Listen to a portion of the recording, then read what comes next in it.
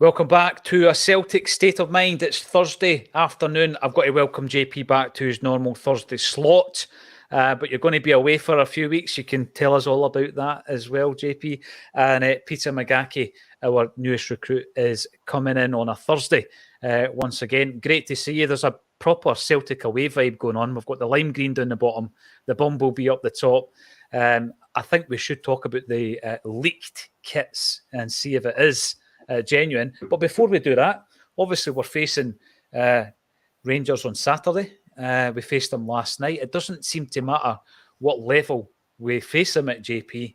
We can win, and we win trophies. Last night, exciting game, 3-0 up, ends up 3 each, and goes to penalties. And we have a hero of the hour in our young goalkeeper. And I think when you look at the aftermatch, when Josh Clark is given the plaudits, lifting the trophy with the captain, it's only fair. What a performance by the youngsters. I would like to say I saw the game, Paul, but I didn't. I was actually at the cinema, so shame on me for not watching Celtic at all levels. What were you watching? The 1998 Wes Anderson classic Rushmore. Have you ever seen it? I have not. What? I've not seen it. Did you go to one of these cool wee theatres to watch it? The GFT. Yeah. It was. It's a film that I got out when I was a wee guy because it had Bill Murray in it, and anything with Bill Murray in it is amazing. So even Space Jam. I don't know if I go that even far. Space Jam. I don't know if I go that far, but Bill Murray's in it, and Jason Schwartzman. There's actually a Scottish actor in it as well. You remember the guy that played Bob Coyle in The Acid House? Oh yes. Yes, he was also in Wee Man, wasn't he? He played Arthur Thompson. Yeah, Arthur Thompson Jr. So it's quite weird hearing a Scottish accent in an American film in a Glasgow cinema. So like every time that guy had a line, the place all burst out laughing because he invariably swore quite aggressively in the film because it's just like stereotypical Scottish guy in an American film swearing like a trooper all the time. Swear aggressively. Be more Scottish. Yeah. But it's a great film, and I was at that. So I'm not privy to the exploits of the Celtic youth team last night. The Celtic youth team, yeah, they've done really well. We were talking yesterday actually about how the Glasgow Cup used to be a really sought after tournament, and I felt quite sorry. The reason it came up in conversation yesterday is we were celebrating the 37th birthday of Emilio Izagirre, who was born in 1986, and the day before he was born, Celtic lost out in the Glasgow Cup final to Rangers at Ibrox in front of 40,000 fans. And we were talking about how times have changed. And I mean, 1986, okay, we're getting on a wee bit. But, the lime green, that was first seen in 86 and all that. It doesn't seem like a lifetime away. But now the Glasgow Cup is a tournament that is played for by the B teams. And obviously last night it was, again, contested, and it was a thrilling affair. It looked as though Celtic were going to absolutely pump them, for want of a better expression. Adam Brooks scored a couple. Rocco Vata scored 3-0 up. But Ange Postecoglou was looking on. And I found that really interesting, Peter, because he seems to have his finger on the pulse regardless of the level that Celtic are playing. He's interested. He wants to know what's happening. I know. It's brilliant for the guys at that level. He would have had a lot of notes to write because I watched the highlights of the game and it was a wee bit wild. I mean, we played just the highlights that I've seen, but we seemed to do really, really well in the first half. Typical Celtic, breaking away, 3-0 up, putting them with the sword. But the second half highlights were a tough watch. But at the end of the day, got the job done again, and that's what it's about, breeding a style of football. You're going to make mistakes, especially if you're going to play the sort of Ange Postecoglou style of football at that level. Mm-hmm. So it's good to sort of throw them into the fire and make them mistakes, and hopefully they learn from it. But again, at the end of the day, they won and they won well. And the penalties was, I mean, I knew the result when I watched the highlights, but it was still nerve-wracking watching the penalties. I didn't know who was going to score, who was going to miss. But the keeper did brilliant in some of the saves. I think one of them, he just stayed still and went straight down the middle. So he read the boy by a mile there. So, great to see it, and great to see the reaction for the boys at the end. Yeah, it's superb. And that's probably the only time you're going to see a penalty against Rangers, JP. You've been looking at some of these stats, the only team in about 134 sides that have not conceded a penalty. And because it's now been raised. It's moonhowling if you say anything about it, though. Quote unquote moonhowling. So, unless you want to that.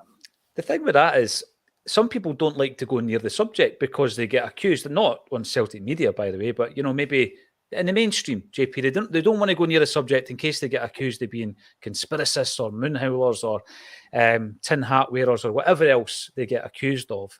But it's more than an anomaly. I mean, it's incredible that you can go 52 league games without conceding a penalty. But because it's been raised, JP, what's the odds of us getting a penalty on Saturday?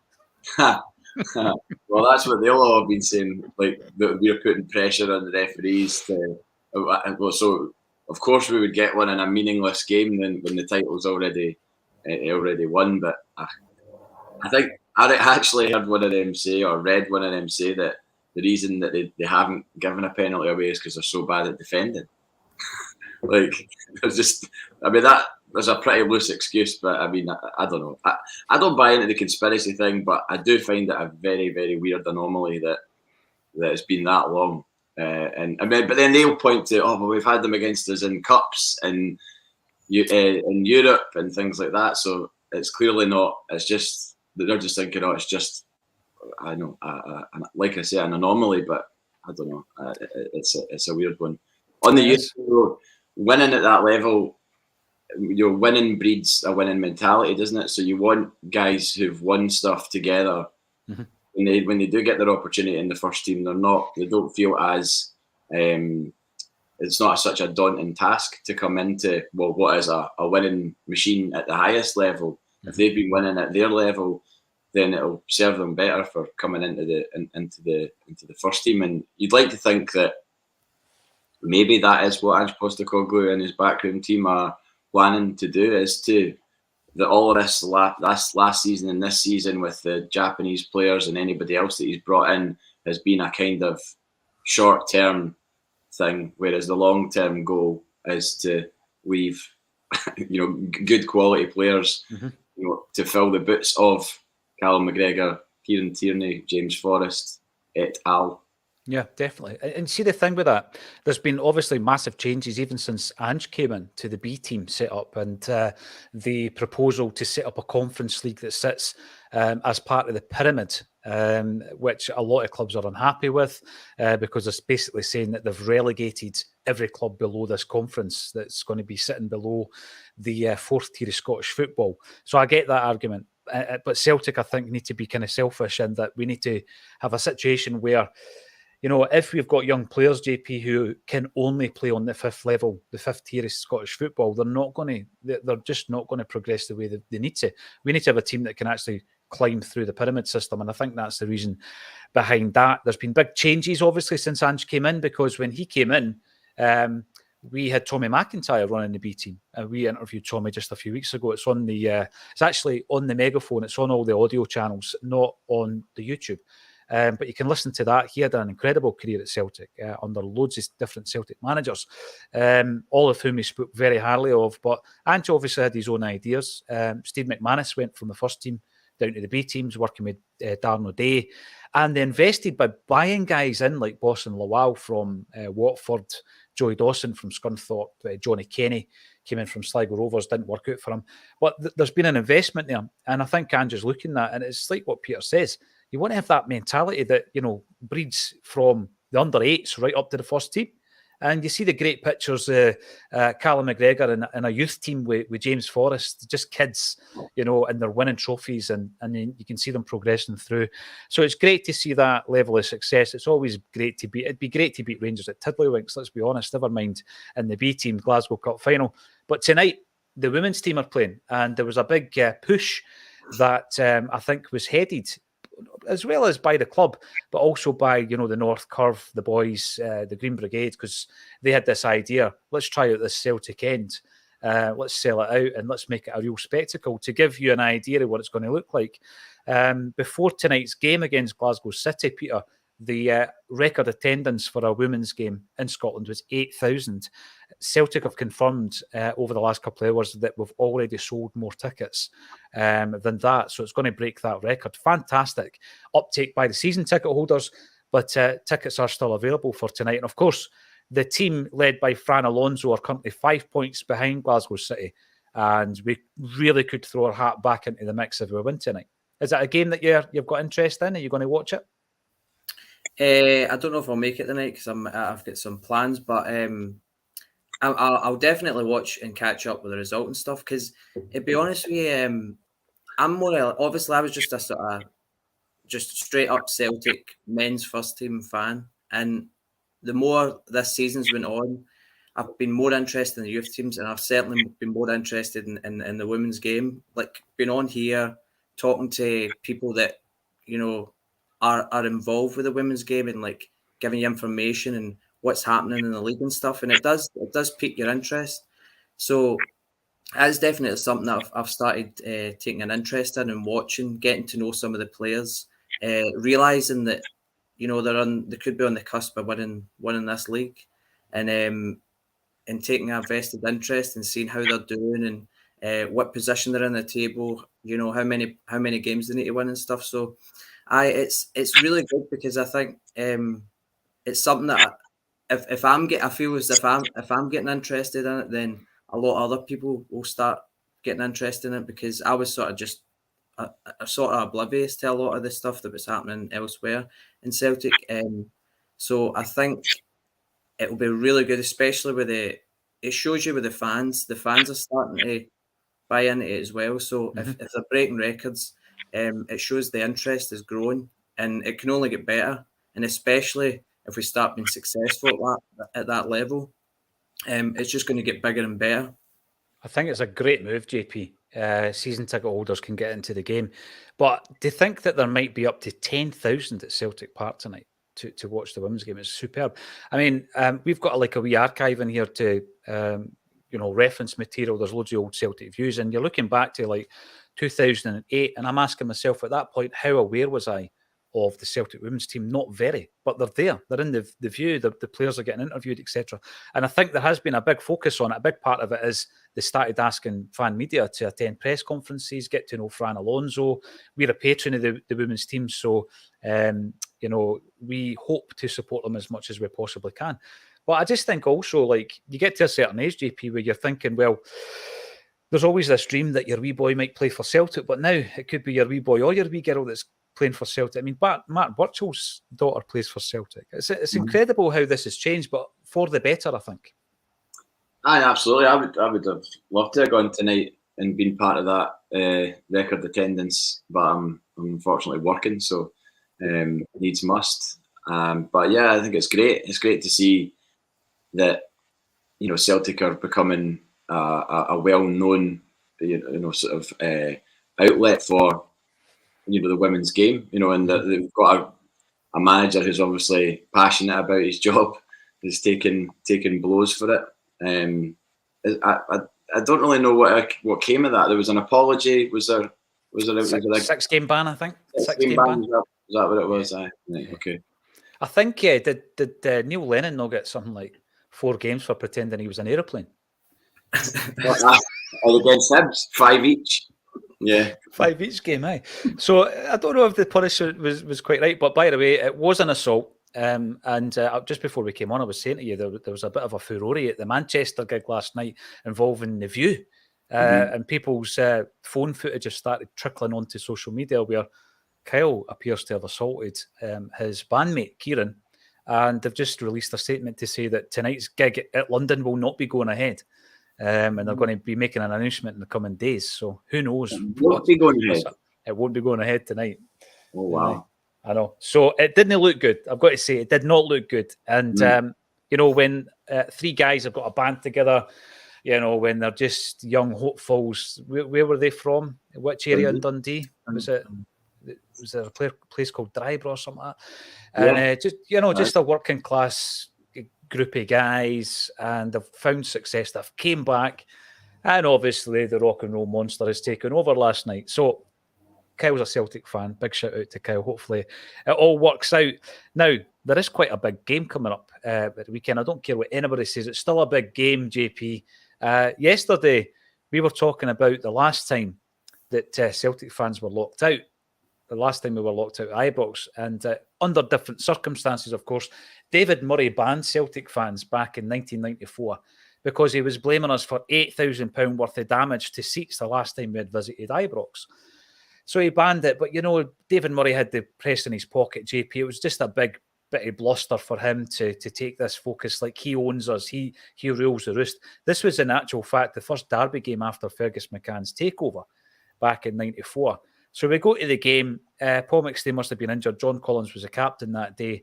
And we opened the scoring from the left boot of John Collins' Predator, which was quite famous at the time. He used to love a free kick against Rangers.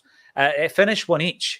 And a couple or a group of really inventive and probably rich Celtic fans flew a plane over the stadium with a big sign that said, "Hail, hail, the Celts are here." We drew 1-1 and we silenced the Ibrox crowd. Similar situation this weekend, different circumstances. Does it make any difference to the players, do you think? Is that to me? Aye. Does it make any difference that we're not there? I think it will. I think you've heard them speak enough about what the fans do, you know, like Phil Hart talking in front of the support at Tynecastle, mentioning the fact that, you know, there was only a small amount there, but they're always there, you know, and we are always there. I mean, I've been abroad many times now, and it's always, you know, a great feeling to support Celtic when they go and play abroad, and it doesn't change whether you're in, you know, Dingwall or Dortmund. It's that feeling of, you know that you're there and you're a voice to lend support to the team. So to not have that in a stadium full of ravenous bears, it's gonna, you know, Is it a bear pit? Is it a lion's den? It's a combination of the two. But I just think, I mean, I know I would feel it if I was a player that, you know, if I didn't have that kind of, you know, guys on my side in that ground, it will. But the flip side to that is if you score a goal, oh my God. I mean, you saw how Jota celebrated at Hampden. He knew what he was doing when he ran over and did the pose in front of their fans. He knew that wasn't in front of Celtic fans, and he knew that image would probably become iconic. He's not an idiot. He's a smart guy. Yeah. The whole Bumblebee kit and the brazen heat and all that was pretty clever on his part. Not that he needs to do anything really to ingratiate himself with the support, but it doesn't take an idiot to figure out that going and getting your picture taken in one of the most famous Celtic pubs in Glasgow in a retro Bumblebee kit. I mean, it's kind of the double denim. I double denim. He's ticking a lot of boxes there, really, isn't he? So he is. Yeah, but no, Saturday will be an interesting one. I'll be on a flight while the game's going on, so I'll be looking for Wi-Fi to watch it. I don't know how that works. I've never ever tried to watch a football match on a flight before, so. Well, JP, that leads us in. We will talk a wee bit more about Jota, the retro kit, the fact that Lawrence Conley appeared on Tuesday with the double denim and the Bumblebee kit, but not the mullet. And he's definitely playing up. This is Jota, not Lawrence Conley. He's playing up to the whole George Michael thing. It's brilliant. I love it. But yes, you are going to be on a flight and you're going to be missing from the Thursday Bulletin for a few weeks. But listen, you know, regardless of the fact that this is a Celtic podcast, we've got to ask you why you're going to be missing, JP. It's a very exciting opportunity. It's something that, you know, needs to be documented. It's a kind of chance of a lifetime. Tell us all about it. Well, my friends are out supporting The Cure in America. And The Cure? You know? It doesn't really make sense to me that I'm able to say that out loud, but that is what's happening. And amazing. I just wanted to take the opportunity to go out and spend a bit of time out there with them on the road and the bus and see a bit of America. I've seen some of it before, but I'll be in Albuquerque next week, which is somewhere I never thought I would go in my life. But, you're a fan of Better Call Saul? Breaking Bad, 100%. Probably one of the best things I've ever seen on TV, but I haven't actually watched all of Better Call Saul. I started it, and then, as ever, I always kind of start things and then don't keep going with them unless someone forces me to. So I haven't seen Better Call Saul, but yeah, I mean, I'll be gone for a couple of weeks over there and just looking forward to the experience. And then, yeah, I'm missing the game on Saturday. I wouldn't have been there anyway because we've not got tickets. I'll be back for the cup final though. So brilliant. Looking forward to that. But I don't know if anyone knows the ins and outs of watching a football match on Wi-Fi on a plane, then I'd like some advice on it, because I don't like the idea of not being able to watch it, because it's even though it doesn't mean really anything, of course it means something. It's we're playing them, but I think I would like to just experience that surreal nature of watching a football match on a flight. It would be quite something. Super. Also, it would distract me as well. I don't really like flying, so it will distract me from what I'm actually doing at the time. Seriously, what an opportunity. And hopefully you're able to keep everybody up to date on your socials, JP, with loads of photos and stuff like that, because it's just an incredible experience for you. And like you say, even when you say it out loud, you're like, wow, just, casually going to tour America with a Cure. That's what I'm doing next week. So I'll not see you next week. Brilliant. Talking about celebrations, Peter, I mean, it is a consideration, I think, for a sports person. I do think that, you've got that elation, that spontaneity, but some of Jota's have been superb. Choreographed, I don't know. What do you do when there's no fans in the stadium? I mean, I do remember Collins's celebration when he silenced Ibrox back in '94. What do you do? I mean, is it a consideration? Does Ange say to them? I mean, because we've already spoken about safety issues, broken glass in the goal mouth, bottles getting thrown at staff, etc. What do you do if you score a goal?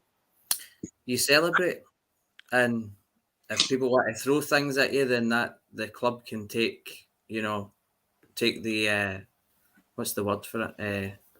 The brunt. Action. Take the brunt. Aye. Whatever's going to happen from it, you celebrate. If they want to lock every one of your fans at the stadium, then what are you supposed to do? Like, just take the ball and go back to the centre circle? Or maybe we will do that. Maybe we'll just score, get the ball back to the centre circle and go again. Brian McClare. You loved doing that, eh? He loved getting the ball at the net. But I know they've made their bed, they have to lie in it. So they want to bring Celtic to Ibrox and watch us score and celebrate, then they can. We would naturally go to our own fans, but there's nobody there, so I'll unfortunately have to be, or hopefully, in front of a few Rangers fans. I mean, what would you do under the circumstance, JP? I'd go straight to the dugout. I'd go straight up to Ange. You can celebrate with the staff and everybody in there. That's a good shout. Aye. I mean, I was thinking something a little more controversial than that, but Peter Grant, 1987. Aye, a combination of Peter Grant on his knees, and I'd incorporate a Robbie Keane forward roll after that with a machine gun. I think it was. I mean, was it kind of like that? It was kind of aye. It was okay. It was less kind of aggressive than Ryan Kent. Aye. Well, yeah. That's quite an aggressive. He got away with that. So aye. I mean, the idea of scoring at a full house of Rangers fans at Ibrox that's the stuff of dreams, really, isn't it? I mean, I thought you were going to say a full house of Bears. That's unusual that you. All right, Bear. They're gonna come at us on Saturday. They really will, though. They will throw everything and the kitchen sink at us on Saturday, because the idea of us winning again against them, I think, would be really, really hard for them to cope with. So they will throw everything at us. I wouldn't be surprised if it finished a draw. I mean, I'd like to think we will go there and really stamp authority on them, but I think it will be a draw. That's my prediction. Right. Well, the last time we spoke about the lockout, or maybe the last time I tweeted about it or something, a few people said to us, we were at Ibrox. We managed to get in. We invaded it, etc. Do you think there will be any Celtic fans in the stadium other than those wearing the green and white hoops, Peter? Will anybody actually get behind any of the lines? It wouldn't surprise me, if some people went for it. I've seen some things on Twitter, but I mean, like there's still tickets to be sold there, so I don't think every Rangers fan is going to take up their allocation because they don't want to see this. So I wouldn't surprise me if a few undercover agents went in and sit in their hands for 90 minutes and no move. And it'd be a difficult one if you were a fan sitting in amongst that, trying not to celebrate. Or, if Rangers score, I don't know, what do you do? Just pretend you're going to the toilet or something like that, and no react. But I think there might be, but you just have to be careful. You need to watch yourself in there. I think my goal celebration would be the Hulk Hogan when he cups his ear to the four sides. I love it. Remember Van Hooydonk went through a wee stage of doing the Hulk Hogan hand to the ear. Remember the 3-0 game at Hampden? He did that. I'm keen to get your thoughts on what we're discussing today. Thanks everybody for getting involved. We're heading towards 700 live. If you like what we're doing, give us a big thumbs up on the YouTube channel. It helps us grow the channel as well. Loads coming up. We're about to announce, is it the biggest gig we've ever done? One of, for June. So keep your eyes peeled on that as well. We'll be announcing. Plenty more to discuss. So we've already got a prediction, Peter, from JP, who reckons it will be a draw. Under the circumstances, it's not a disaster for Celtic to come away with a draw with no fans in an away ground. How do you see it going? It's a hard one. With the players out, obviously you're more confident with Carter Vickers and Johnston playing. So, you've got a shake up in the back line, Kobayashi coming in. You just don't know how the players are going to react to having won the league and not having as much pressure. There will be some pressure, obviously, at a game like that. So it's like, do they play well? Do they silence the crowd, or do they let maybe the crowd get on top of them? So you just have to sort of wait and see how we play. I would just hope that we play, like I said, I don't know how many times I've said it. I just want to play well against them. I still don't think we've played well. I don't think the football's been great. But at the end of the day, I think that's possibly how they set up against us. I think they really flood the midfield and make it very difficult. And so basically, to an extent, they're competing in that sense. But because they're doing that, they've not got a lot going forward. It's sort of a lot of hopeful balls into the box and stuff. They're not really carving us open and stuff. So I think they can maybe compete with us in the middle, which will probably be the main part of the game. But I think we're still very dangerous going forward. I'd play a strong team. To be honest, in my head, I'm thinking maybe a score draw. I'd love to win. But again, if we avoid defeat, that's more pressure on Rangers and Michael Beale, because that would be about 5 Celtic Rangers games they've still not been able to win. And they certainly won't be happy with it. I mean, at the end of the day, if you can say, if there was a meaningless game, this would be the most. There's never a meaningless game, but this would be the most sort of meaningless game, because the biggest game was the semi-final, just as we played them there. That was to get the chance to get the treble. And so at the end of the day, nothing really matters with this game, but it sets you up for next season. It puts a lot of pressure on them, and it adds to our sort of our strength, knowing that we can go there and keep coming away with results and stuff. So again, there's a lot of shake up in the lineup and stuff. There'll be a few people out, and you have to think about the cup final. Because they'll probably put some heavy challenges in. They might try and injure somebody like Kyogo, or maybe somebody in the middle of the park, because you've seen it in the semi-final. They won. If there was a 50-50 ball, they were flying into it, like Lundstrom in the first minute. That was over the ball. Like, that was a heavy tackle. So it wouldn't surprise me if they went out with that mindset to maybe try and injure some people. So you have to be wary of that. But I still don't think Ange will go weak. He'll probably want to go there, go strong, and win the game.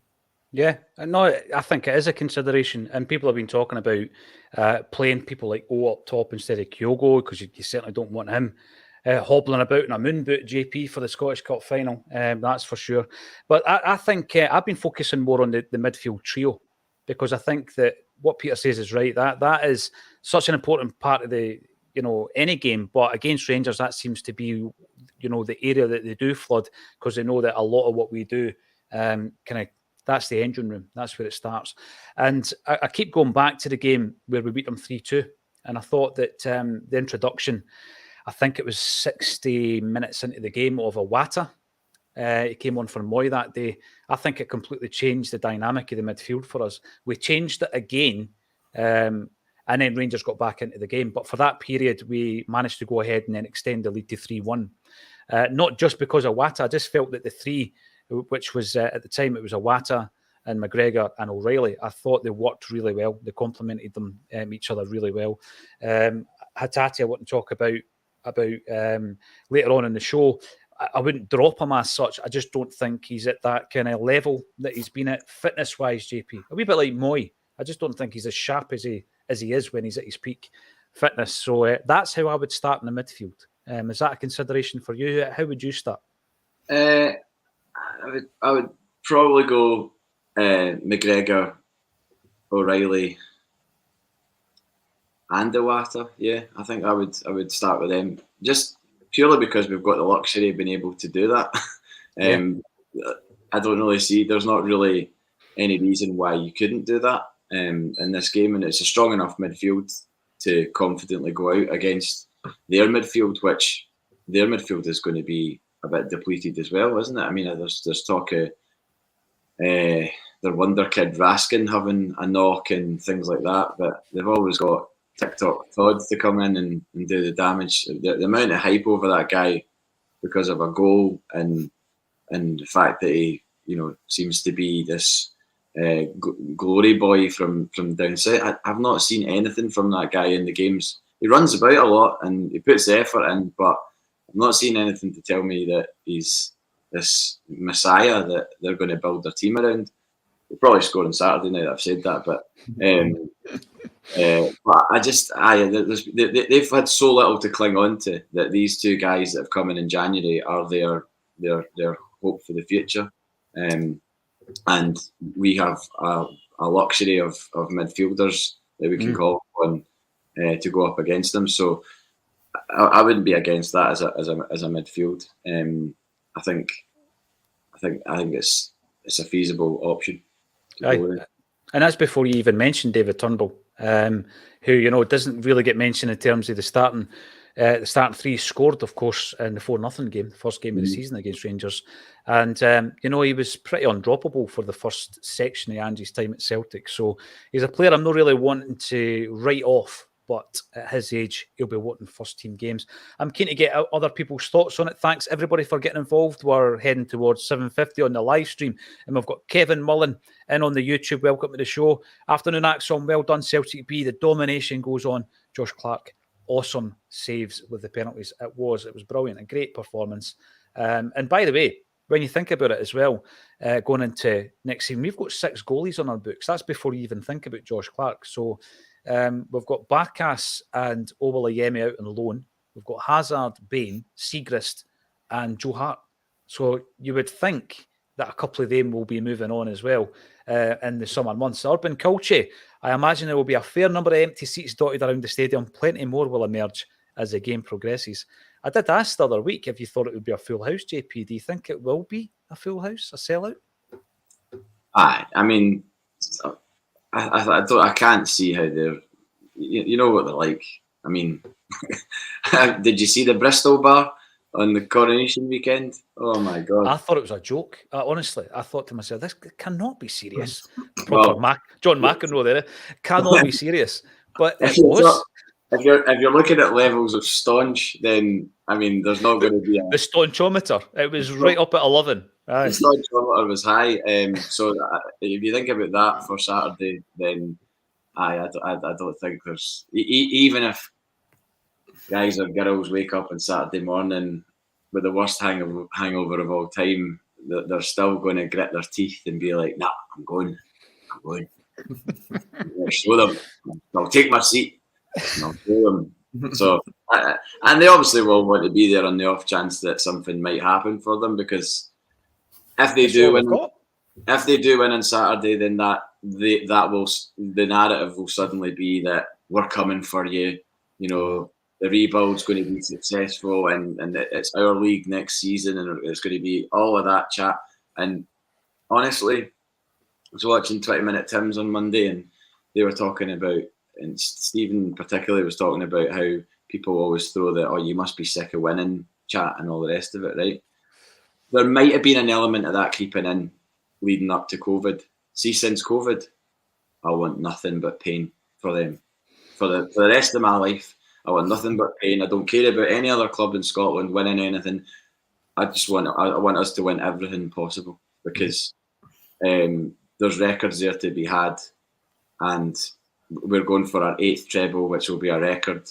We've got them in our sights for the lauded 55 titles, which you never hear the end of. Every single time, he was here for 55. When we got 55 and the 55 and 55, it's like, I want them to be still talking about that in 10 years' time, because they've got nothing else. That's what I want on them, because if it was the other way around, they'd want it on us. And I don't want to be overconfident or anything like that, but as long as we're in a position to absolutely motor on and put serious distance between us and them, then we should do it.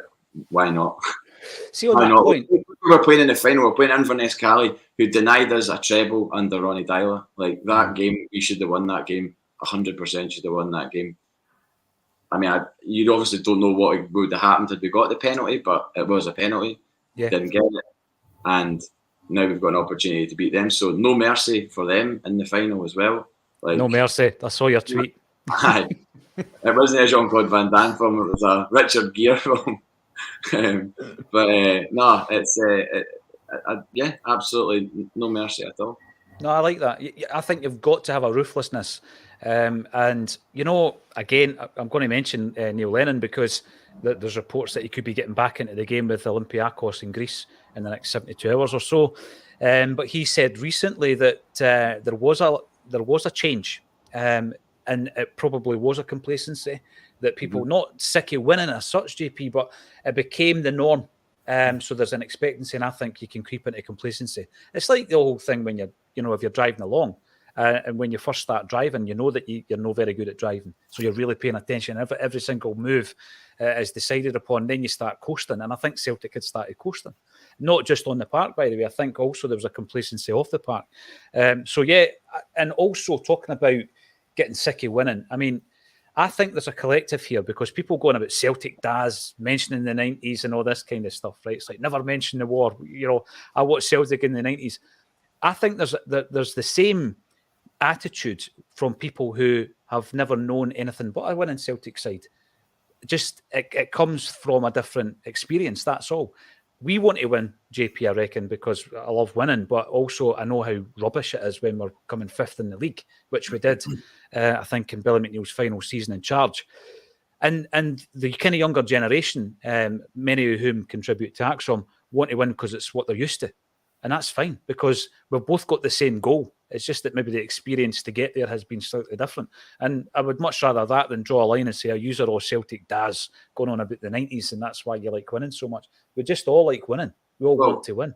Season 2020-21, for so many reasons, what we were going through, not being able to go to the games and watching a team who we didn't think were really that great run away with a league title, that we wanted badly because of what it would mean. That was as bad as anything that I experienced in the 90s, because you felt, in fact, probably worse, because you felt so helpless. You weren't there to cheer, you weren't there to contribute. It felt like it was happening and it was out with your control. There's something about being at the games where you kind of feel like even if you've been there and you've drawn or you've lost, you've at least been there and you've experienced it and you've lived through it. So I've always, ever since I saw that film Vanilla Sky, there's got a line in it that says there's no sweet without the sour. And I've always kind of applied that to my life, where you go through, rubbish times in your personal life, and it makes you appreciate the good times more. So there hasn't been more of a seismic rubbish time than COVID and that season. So it just makes everything from the moment we step back into Celtic Park in an 18,000 capacity friendly against West Ham and got beat 6-2. I said that night, I was like, we got horsed today. It was embarrassing, but I was back in that ground and I was so relieved to be back. And then obviously we've seen the evolution of Ange Postecoglou's Celtic side since then and what's happened. And by the way, on that, Barkas, rumoured to be going for decent money. So the whole myth about him being this terrible keeper is hopefully going to get exposed a little bit, because he's not as bad as he was. A bad fit, just a bad fit. Sometimes a club and a player just don't fit, you know. And I think if Celtic are able to get a decent fee for him, there's also the rumour that we might use him as a player swap deal for the striker. Then fair play. It's up there with Klimala, you know, getting our money back for Klimala, £3.5 million. Brilliant bit of business. And hopefully it does happen. John Sweeney, welcome to the show. Let's whitewash this mob on Saturday and give them a miserable summer. Will we go for a treble? Yeah, I think there is an impetus. There's momentum, and there's a kind of belief, a false belief, if they were to get a result, that they're quite close to us and all this kind of nonsense. We've seen it recently in the mainstream media. Robert Wallace, go there, put on a show and remind them of what's going to happen next year. You strengthen, we strengthen. Well, it's an interesting point as well, Robert, because I'm not quite sure they can strengthen. I really don't. I mean, I'm not sure how they're going to finance an overhaul of players, for example. Peter, if you think about the situation Ange was in, you know, post-COVID coming in, at least we had assets to sell, which he did. Someone was banging on Twitter about the fact that Ange had spent 50 million. I think if you look at the net, he's spent between 5 and 6 million. I mean, it's been very, very shrewd with regards to selling players and buying players. I don't think they've got that power because they don't have the assets to sell, Peter. How are they going to bring in a dozen players if they lose everybody that's out of contract? I have no idea. I mean, we're in a really, really, really strong position. We know we've got good assets. We sold well. We bought well for very little money. They have brought 2 players in that, obviously, like you said, were the shining light because they run about a bit. If they want to, structure their team around Cantwell and Raskin, then by all means go ahead, because that's like, remember when we were all in for Sorrow and Turnbull, because they were better than like anything we had seen, and then now they're nowhere near the team. Like Turnbull can't get a game and Sorrow's out on loan. It's a bit like that. It's like, I don't think they realise the depths of despair they're going to be in, because like when you think about it, they're losing probably Morelos, probably Kent, not getting any money. The assets that they've got to sell are few and far between, and if they're lucky, I don't know. I'm hearing them, they're talking about, oh, we could sell this guy, maybe somebody like Hadji, for 4 or 5 million. I'm sitting thinking, he's been injured, he's older. Why? How are you going to recoup your money for these type of players? So if they're lucky, they could sell about 5 to 10 players for about 5 million. I would say, just on the top of my head, because I don't see anybody that's going to go for big money, if not for free. And if they can't get them out, they're going to keep them on the books. But I think that the rebuild, the overhaul, is going to be a lot smaller than Rangers fans think. I think they'll probably keep the majority of the squad and maybe add 3 or 4 players, because that's probably all they could afford. And then they'll have to buy in the sort of like Bosman market and the loan market. Mm-hmm. And is that going to be enough to overhaul Celtic and the way we are playing and doing business? I don't know if it is. And like I keep saying, each year it goes by, each loss that Rangers make, the way their seasons went this year, I really, really think if it goes badly next year and maybe by Christmas Celtic are well ahead, maybe Rangers are out of cup and Beale's either under pressure or sacked at that point, I don't know whether it leaves that club. But you have to enjoy it while it's going on, because we've done a rebuild. We've went through the pain of COVID. We went through it, and it was like, because it's such good times just now, you forget the nights that you would sit in and watch Livingston come and beat us and things like that through that season. and you're just like, we went through it, so it's now time for Rangers fans to go through it, and I think we should just keep strengthening while we've got the position. Like you say, what is it? Fix the roof while the sun's shining, sort of thing. Like so that. we should just keep going, keep strengthening. If we can sell some players, trim down the squad, like you said, Paul. I think you said sell about 10 our loan players, bring 3-4 quality players in, and then really aim for Europe. And like I said, if you aim for Europe, you're going to have a quality squad, and that squad should take care of the domestic trophies. So the sun is shining. We're about to go to Ibrox and put in a performance. I think it's a performance in Saturday we're going to have, and just pure, like JP says, misery. I just bring it on, ramp it up, indeed. No, that is my kind of take on it. These guys that are out on loan, I think there's a few youngsters, JP, who will come back, I'm guessing, play for the B team. Olawayemi being one of them, Ewan O2, who's done pretty well at Clyde and Dunfermline. They guys will come back, but the vast majority of them, they've not contributed this season, so we've not missed them. So, it sounds like a lot of players, a lot of bodies, but they haven't contributed, so you let them go.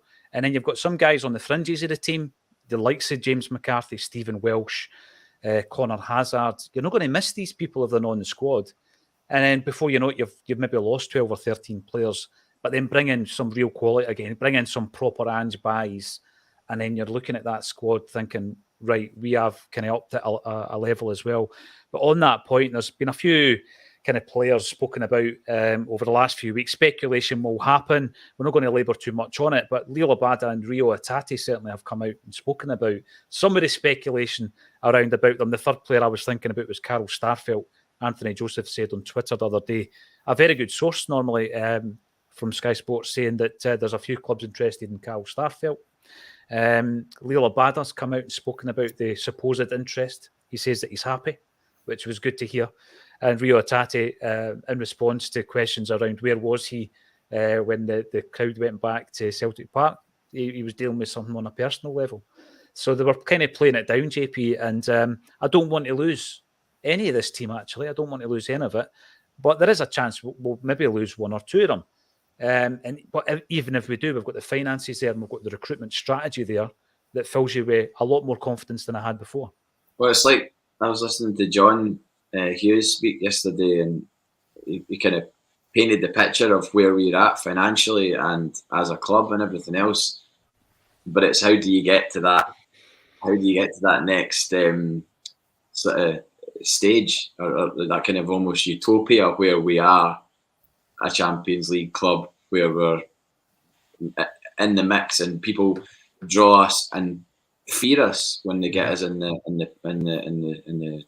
draw. That's what you want to become. You want to, because you hark back to the days at Celtic Park when we had an incredible record at Celtic Park. You and I, we all saw it. We all saw us beat teams on the regular that were probably bigger and better than us, but there was just such a fear factor of Celtic Park. And I remember thinking when we eventually did lose that record, I think we lost our record to the night that Larsson scored. I think that was like the first time a team had beaten us at Celtic Park at that level for ages, for years. And it was horrible. I mean, in the worst way possible.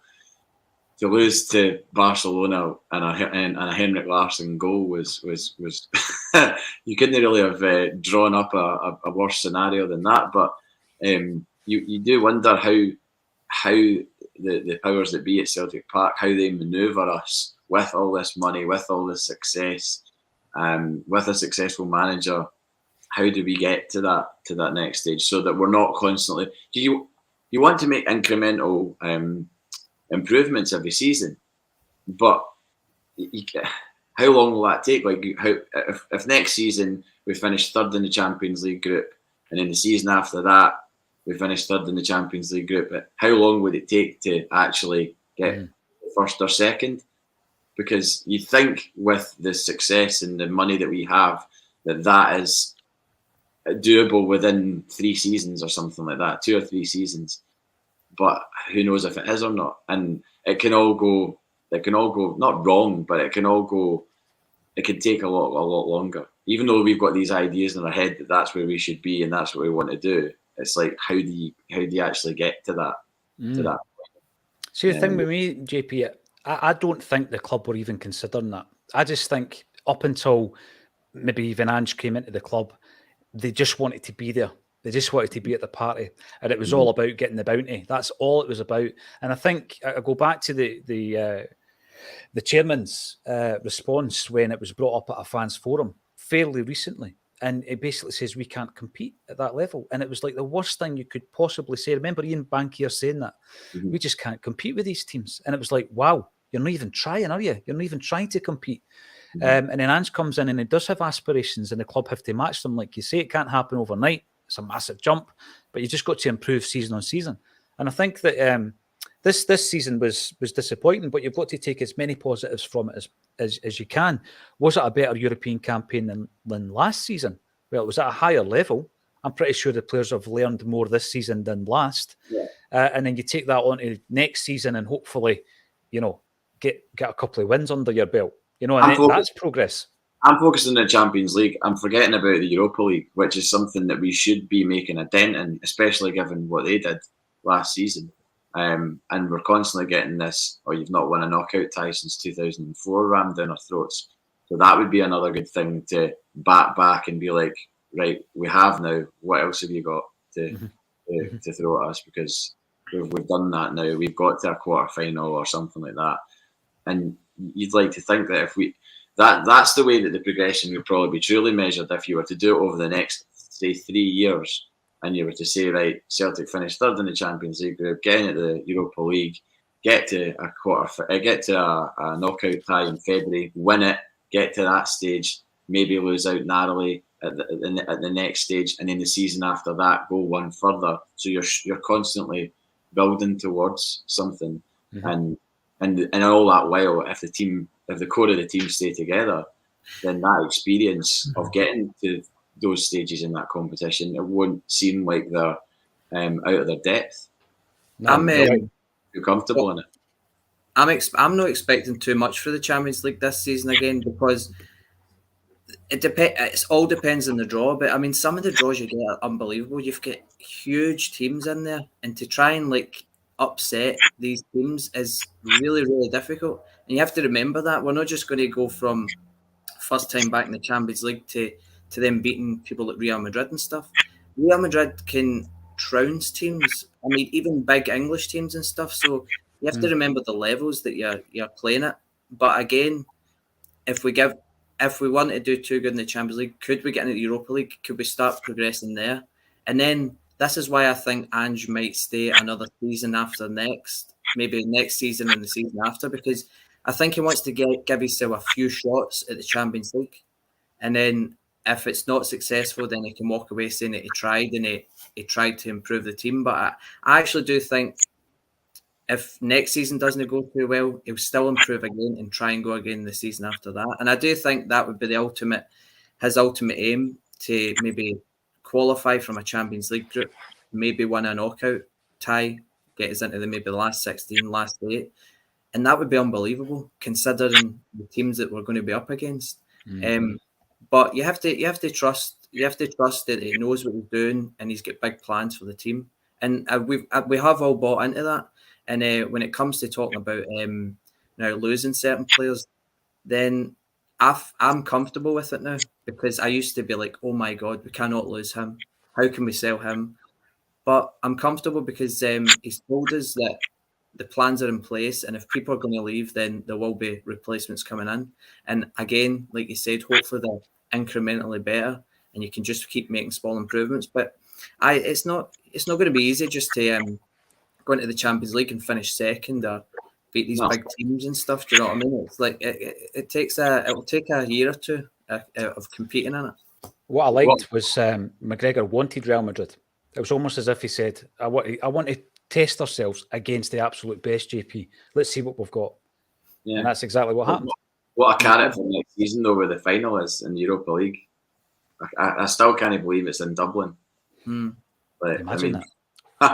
Imagine that. I mean, obviously that's absolute pie in the sky chat, but I mean, it's one of those ones that if we were to qualify and get to if we were to qualify out of the Champions League group stage and get into Europa League for a tie in February, the momentum at that point where the final's only 3 months away, like, can you imagine Celtic Park in a knockout tie in Europa League?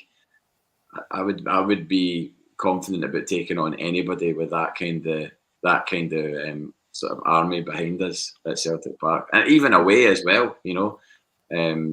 So it would be fun times. You've got us dreaming, but that's fine. That's what it's all about, being a football fan, being a Celtic fan. By the way, I've got to say condolences to the family and friends of Joe Cook from Greenock, who is a young Celtic fan who suddenly passed away yesterday. So big shout out to him, his family and his friends as well. That was Joe Cook from Greenock. A few points to bring up. Mark Boyd, Saturday will be a great day. It's my birthday. Happy birthday, Mark. Hail, hail the boys in green. I hope you have a fantastic weekend. Red Scotland, do not sell Starfelt. Don't sell them. It took us long enough to find a decent partnership, by the way, Red Scotland. It's not an easy thing to find. And yeah, at this moment in time, he's a very, very important part of the team. Paul Andrew Martin, piling on the agony, putting on the style. We could finish with a song, but if you've heard me singing, you probably wouldn't want us to. Now, I want to finish off, though, because, I mean, we've got Peter sitting there with the remade lime green kit. We've got JP with the retro. Is that an original? Replica? Original. It's in good nick. Original replica of the Bumblebee, the famous Bumblebee kit. And at this time of year, you see loads of concept jerseys, JP. You see lots of apparent leaks. And we have seen a home jersey, green and white hoops, which looks sensational.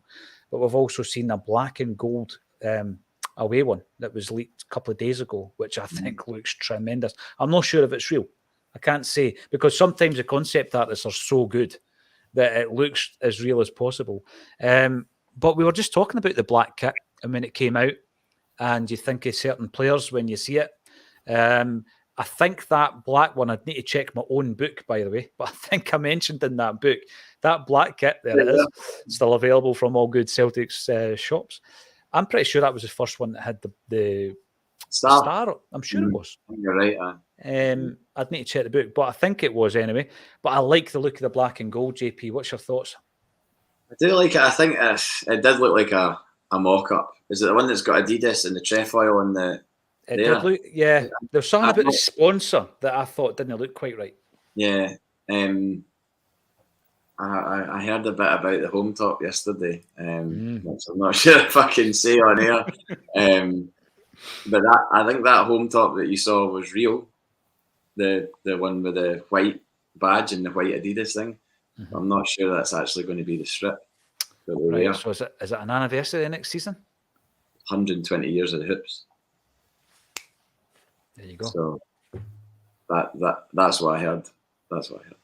It sounded like some ITK guy. I'm not an ITK guy. I just happened to speak to somebody who... How dare you hear something?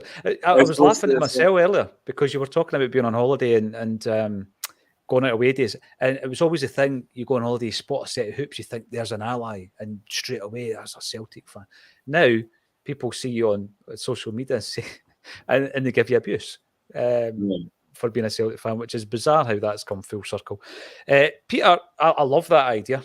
The hoops. What I would say though, my OCD would have the star green embroidered in green on the green hoop. JP, I would have the whole thing kind of like all two colours. I wouldn't have white on green or green on white. I would have it like that.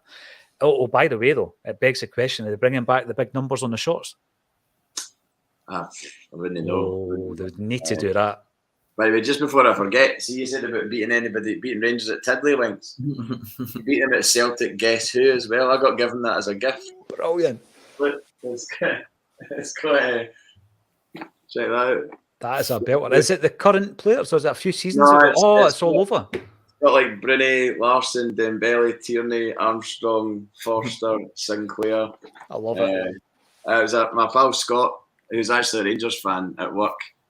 Got me that as a gift. He saw it in a charity shop and he was like, I need to get that for JP. I have never seen that before, JP. I did get my wee guy a St. Pauli Connect 4 which is quality as well. Nice. So you've got the skull and crossbones and you've got the crest, and that's the two teams. I'm going to come to you before we wrap up, Peter. What's your thoughts on the new kits? I'm sold on the green and white one. If that was going to be the home one, we don't know what's going to happen, but I'm really sold on that. I seen like a couple of pictures, and I think it was an actual real top. Really like that. Obviously, I don't like betting with sponsors. I just don't like them. I like sort of plain t-shirts. So, but they're always more difficult to come by. And the black one, I really like. I was hoping for a Bumblebee one. See the same style as the green and white hook one that we're talking about. Yeah. Imagine that in black and black and yellow. Sorry. Yeah, black badge. Amazing. With a black badge. That would look cool. That would look good. Aye, that would be amazing. But and I remember, I think the first memory I've got of the old, I think it was 2004 with Larsson, the black and gold with the collar. And I think there was a picture of Larsson. He's like lobbing a keeper. It was in Europe, I think, away in Europe. I think that was my first memory of that kit. So all my memories are like Larsson, Petrov, Alan Thompson, all that stuff with that kit on. But listen, I'm sure they'll come up with something good, and they have to, because it's all about selling shirts at the end of the day. And if we like them, we're going to buy them. So listen to the fans, and they're putting the price up as well. Apparently the kits are going to be like 80 quid or something like that. But people will buy them. That's the thing. See, in 20 years, we'll have a range of kits. It'll be right. This is the Motherwell kit. This is the jersey we wear against Motherwell. This is what we wear. It's getting beyond. I mean, 4 jerseys in a season. Bring back the replica kits in the wee boxes where you got the socks, yes, and the strip and the wee box. They were the best, man. First one I ever got. It was 86, 87. So the jersey before the centenary one, JP. Cracking. That was my first ever, and it was in one of the wee Umbro boxes in a sports shop in Pennycook, which I don't think's there anymore. But yes, thanks everybody for getting involved, and we were going to announce something today. It'll probably be in a couple of days. Big gig coming up in June. If you want to come to the May gig at the end of this month with Jackie McNamara, there are, I'm being told, 10 VIP tickets left. So the ticket link is underneath. There's still some general sale tickets, but there's only 10 VIP if you want to meet Jackie, get your photograph taken, get a signed item and all that kind of stuff. It's at Gracie's, and it's on the 26th of May. Ticket link underneath the video. We'll be back tomorrow. JP, you enjoy your break. Stay safe. And remember, when you're sitting in that plane to go and tour with the Cure and the Twilight Sad, that you've had hard times and you're going to enjoy the good times, my man. Thanks, everybody, for getting involved. Absolutely. Give us a big thumbs up on YouTube. And thank you to JP Mason and Peter McGackie for joining me on A Celtic State of Mind.